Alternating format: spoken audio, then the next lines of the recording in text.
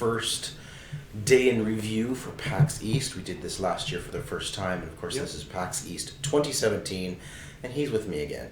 Yeah, well, you needed to get here. Somebody needed to drive. He says he's the talent. Yes. The on-air talent. I think he's just the on-air guy. I gotta have something. I mean, other than that, I got no title. The on-air talent. It makes me feel better about myself. So, Tico, we're at PAX East 2017. It's your second PAX. It is. Thoughts so far on the show after day one? So after day one, I'm noticing it is a lot busier than so much last more year. busy this year. I did not feel last year that it was as cramped, as hard to get around, and the I don't know if it's what it is. It just feels like the booths. It's a lot of indie stuff, and I like indie stuff. Yes, everybody knows I will. There's a much bigger sense of, and we'll talk about it a little bit more in depth later. But there's definitely a feeling of a lot more indie games than AAA titles. And I have no problem with indie games. I love indie games. I play, as everybody knows, I press buttons. No problem. You do press buttons. But it feels like the quality of what we're seeing is not quite the same as last year. It just seems that there's a lot of stuff thrown at the floor. And I've been doing this for 8 years, and there has been a change from 8 years ago to now, big time. But let's jump into what we saw yesterday. We went in, of course, being there as a media. Every Friday, there's always what they call the media hour. Yes. So from 9 to 10, the media goes in before it opens the doors to the public. And we get to just basically run around. Floor spacing was great for that. Oh, great. It was easy to get from one booth to another there. Like 1% of the total number of people in there at that time. That's great. Exactly. So we ended up going to the Sony booth and seeing Farpoint VR, which I've been very excited for. I know our co-host Jeff is also excited for that. Yes. And I was blown away. I've been excited about it, and then after playing the game with the PlayStation Aim controller, with the thumbstick controls on it, it is going to change PlayStation VR. Well, that's what you're saying. Having that controller itself is going to completely change PlayStation VR. Yeah, because it gives you that sense of I'm not just holding my hands up like guns. I'm holding an actual gun, and it pulls you into that immersive experience a little bit better. It doesn't. That sort of disconnect with the VR is maybe lessened because you actually have that tool in your hand. And that's true, because as I was playing the game, I had either an assault rifle or a shotgun, but either way, my brain felt like my brain believed I was actually holding those guns. Because in the game, if I took the gun, you're holding it with two hands, like one hand at the front of the gun, one hand at your trigger, like a rifle.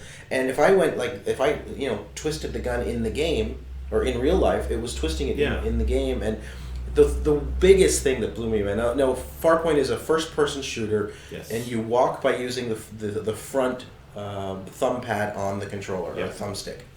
And it works really well. And then you aim and you shoot. Now, it took me about 5 minutes into the demo, but then I realized I took the gun and I put it up to my eye, and I could actually see through. You get the iron sights. You get the iron sights in VR, and perfectly accurate. I feel like I'm actually aiming a gun and shooting, Yeah. And I found that even as in real life, I had to actually close one eye to get the full effect of it. Yeah. Because otherwise you would see double, like you would in real life if you didn't close one eye. If you're not aiming down the sights properly. Right. And it was brilliant. I'm so excited for PlayStation VR. And that's May 16th. May 16th, for Farpoint VR on PlayStation VR with the AIM controller. I know they're going to be sold separately, probably as a package as well, but I highly recommend. Bundled. It will be bundled in. I did ask him specifically. I asked him if the gun was coming. He said that it's going to be bundled in with the game.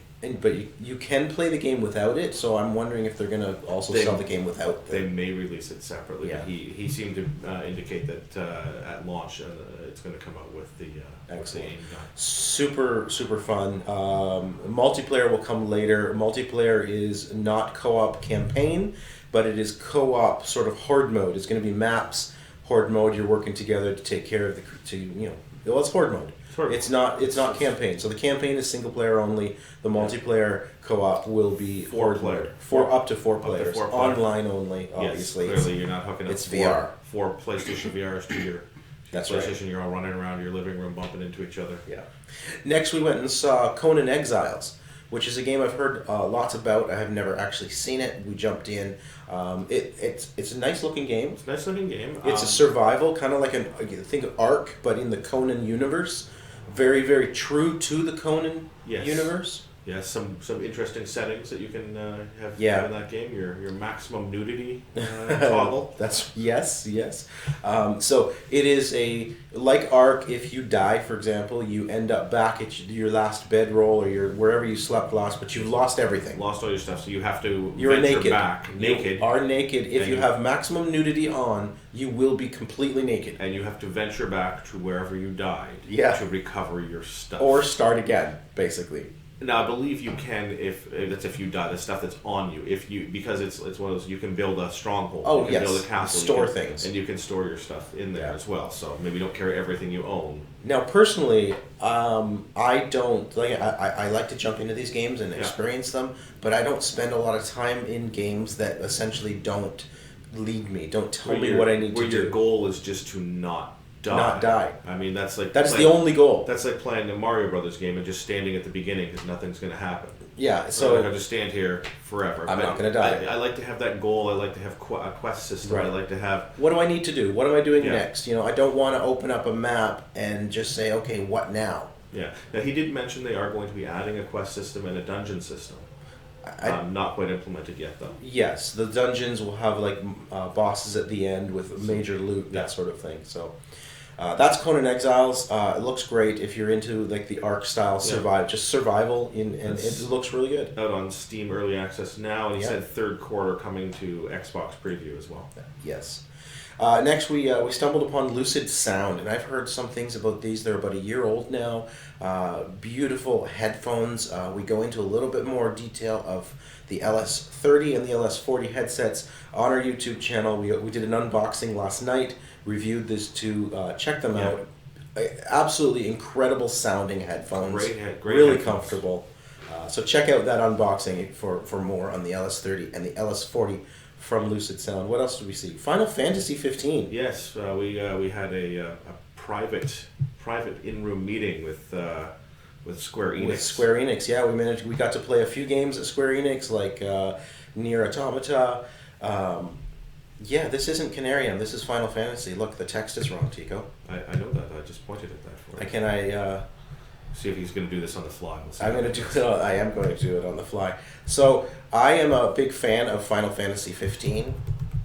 I enjoy it as well, but I have not gotten as in depth or involved as many people have in this yet. Right. So I managed what I was playing here is the Gladiolus episode, which is the DLC coming. The upcoming DLC end of the month, I think. I think so. I'm not actually sure when it's coming. I think I saw something written down about the 28th, but I could be off by a day or so. But I believe it is coming end of this month. So this tells the story. There is a part in Final Fantasy 15 where Gladiolus leaves the party. He basically says, "I gotta go." He says to Noctis, "I have something I need to do," and he leaves. And it's never explained in the game where he went. And this is the story of where did Gladiolus go and what did he do. Do the other characters take off at any point? Are we going to get more DLC for each? Yes, there is a point when one of the characters gets lost. Yeah.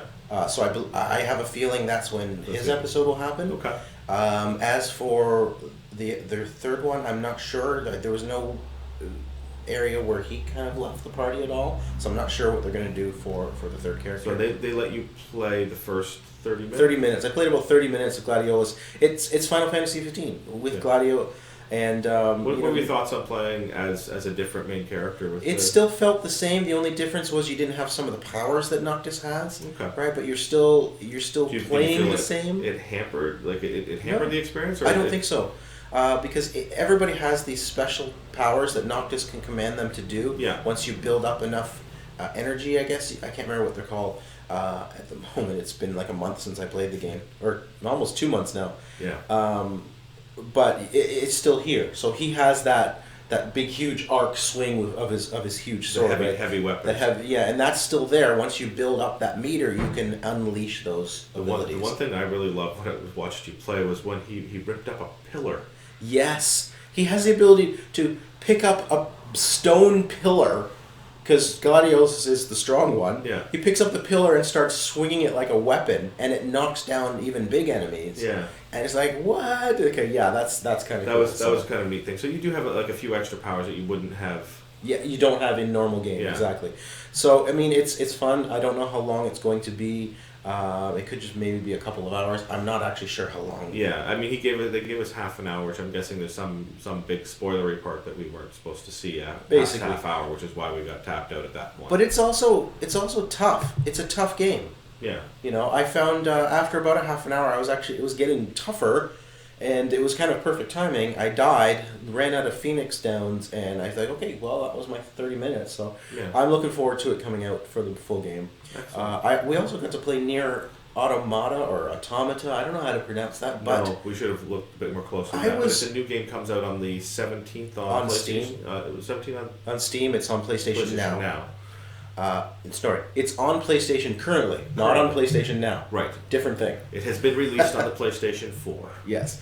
I was super surprised. I actually didn't know much about this game. No, I actually went into that thinking, for some reason in my head, I'm thinking, oh, this is a Dark Souls experience. You were thinking of a different game, I was thinking of a different game, so I sat down to play it, and it's a weird, very odd mashup. It's got like some Bayonetta in it, some Galaga, Galaga, like R-Type, twin stick shooter mixed with Smash Bayonetta. TV, like it's all these different elements. You keep every like sort of section of level you get to, you switch to like side scrolling, you switch to like top down, and then some FPS stuff too with.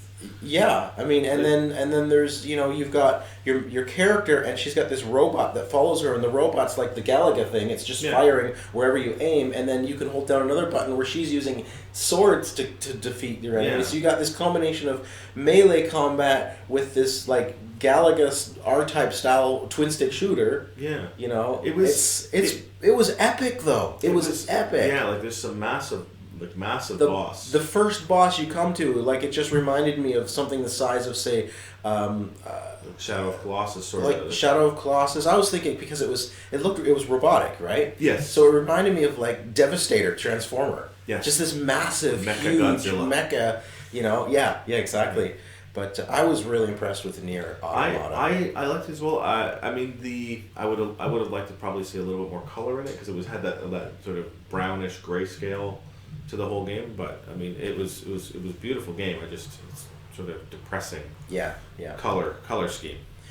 We saw a game called Canarium.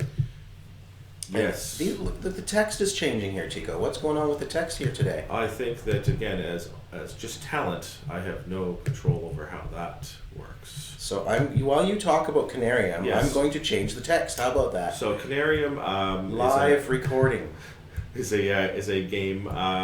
Iceberg Studios, I believe it is.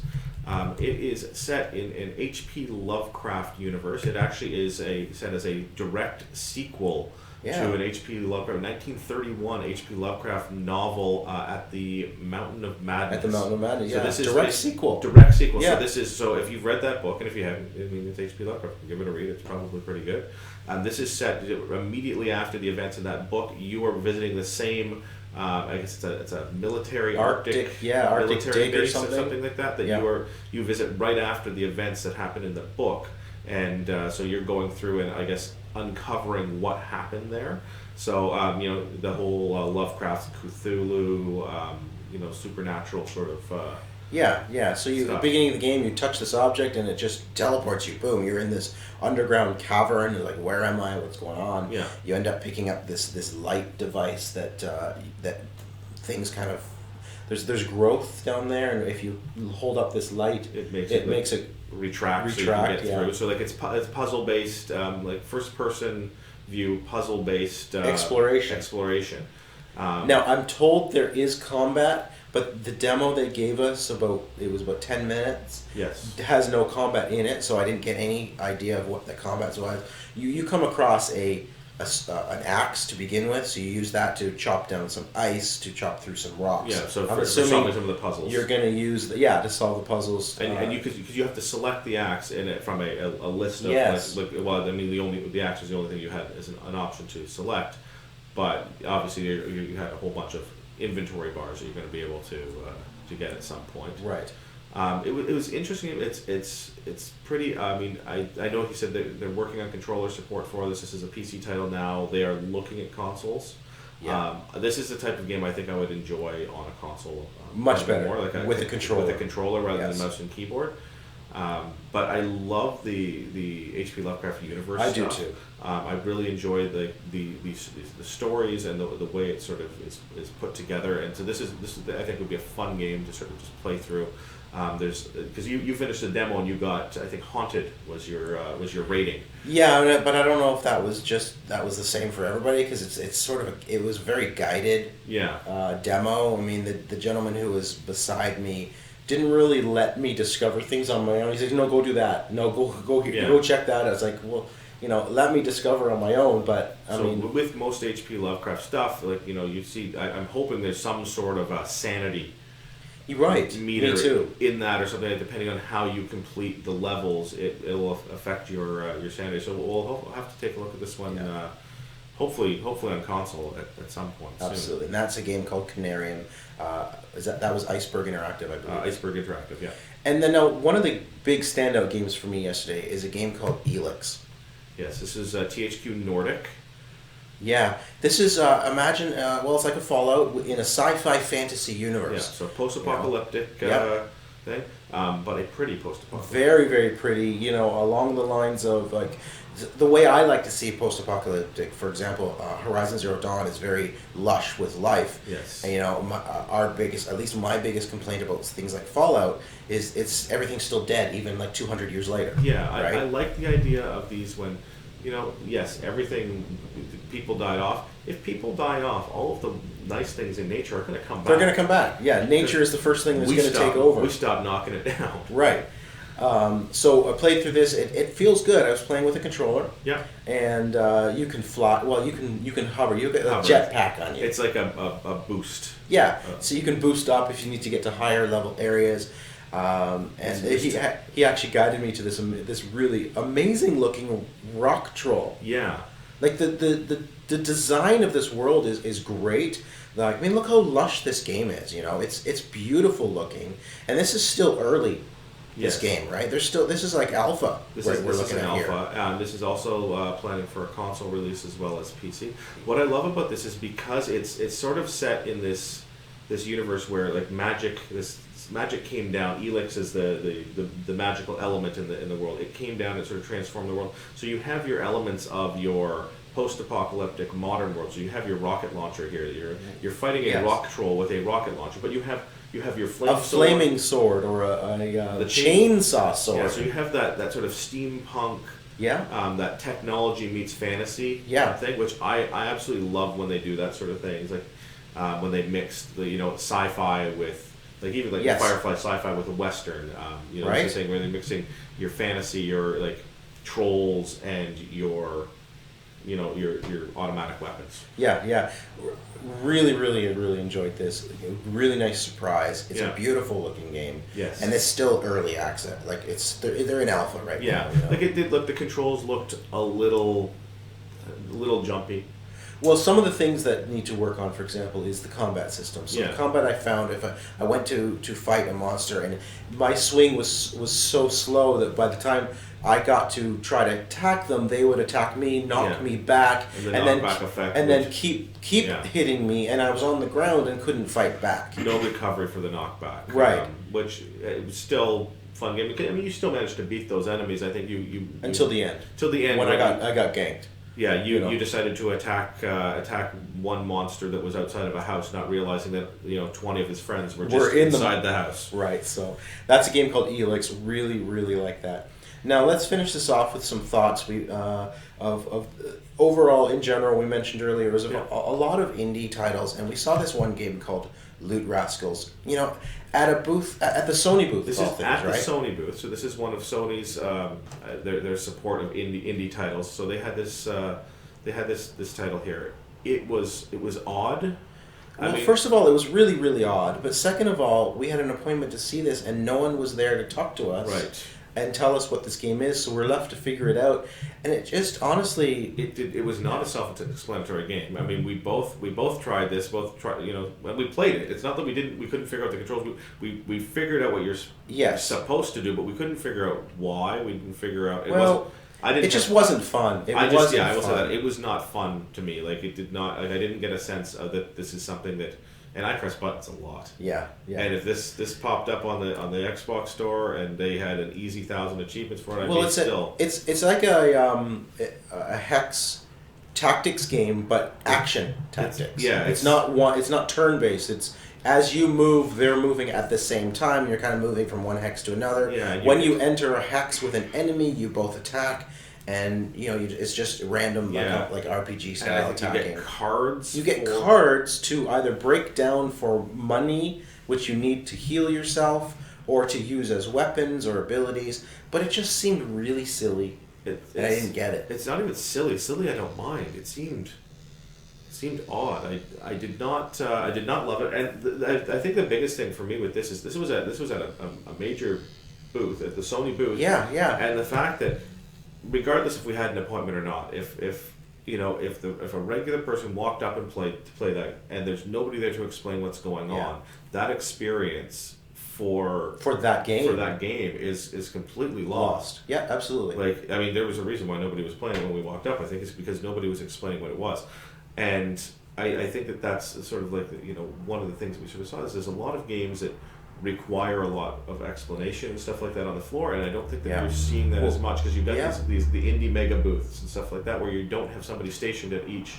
Well, we had that with a game called This Is the Police, which I think has been out for a while, but there was no one... It's out next week, I think. Oh, is it next week? Yeah. But there was no one there telling us what the game was about, and I just, okay, I'm just pressing buttons. Yeah. But this is my thing is PAX East over the years has really started to become more about, like, it's almost 90% indie developers now, to the point where the whole of PAX East might as well be the indie mega booth. And here's the thing, it's not even necessarily... That's not a bad thing. I think what I'm noticing, it's not necessarily it's indie developers, it's indie titles at these mega booths and stuff like that. So the developers are sending their titles to the mega booth, but the booth isn't properly manned, so you have one person manning like 5 different games, and so they don't really know much about they don't know as much about the game as they should, possibly. And even if they they get busy, and then you're sitting there with an experience, you're left with an experience that's not necessarily the best experience of that game. The game may be fantastic if somebody was there for Loot Rascals to say, oh, what you're trying to do is this, and this is why, and this is how you do it. That may have been a much different experience for us with that game. But as of right now, I'm walking away from Loot Rascals going, I don't want to play that. Right, exactly. So that is pretty much day one of PAX East. It's like I said, there's a lot more smaller indie style games there than there are big AAA titles, and even some of the AAA titles like Prey, it's not even hands-on, it's just a developer playing the game for you to watch.